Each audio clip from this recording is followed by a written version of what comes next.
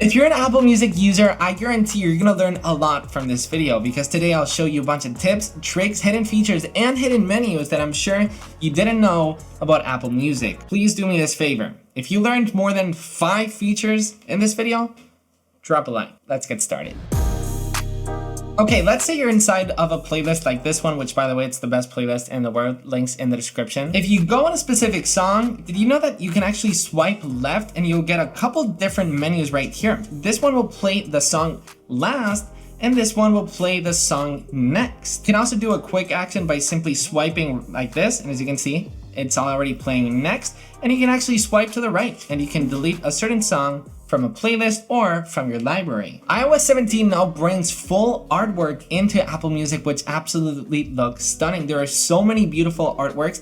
I know that, but did you know that if you actually tap on the 3 icons, you can now with iOS 17, check the credits of a specific song. So if you simply tap that, you'll see the performing artist inside of the song, everybody that's helped out with the composition and the lyrics of the song, and production and engineering, and the available quality. So if this song is available in lossless and in Dolby Atmos. Now, while we're listening to Deep by Wizkid, did you know that you can actually, listen to the lyrics and you can actually scroll down? But did you know that if you actually tap on a specific lyric, it will go straight to the lyric? Apple recently introduced Apple Music Sing. So just by tapping on this icon right here, you can actually tap that so the vocals of the song will be removed so you can start singing karaoke with your friends and family. Now, I'm sure you already knew about Apple Music Sing, but did you know that you can actually swipe up and swipe down? So if you want a little bit of vocals or if you want a little bit less vocals, you can actually customize it by simply swiping up and swiping down. Now, let's say you really like a song. Did you know that you can actually press the 3 dots and tap share song?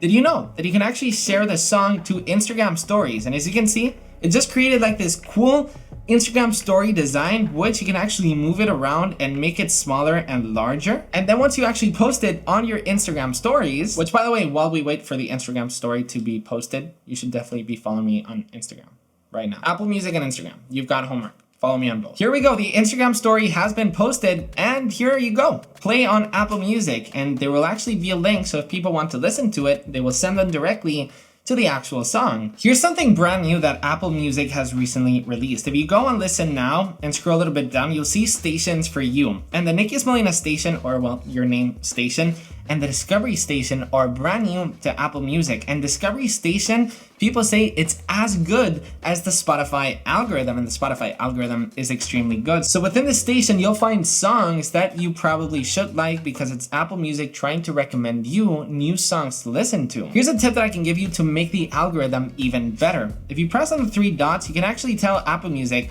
I love this song, or I don't like this song. Suggest it less to me. So if you actually press like, Apple Music will know, okay, he likes this type of music. I'll recommend him more types of music like this one. Now for this next tip, we're gonna have to go inside of settings and then tap on music and then scroll a little bit down till you see optimize storage. If you actually turn this on, it's pretty cool because you can actually remove specific music automatically that you haven't listened to in a while.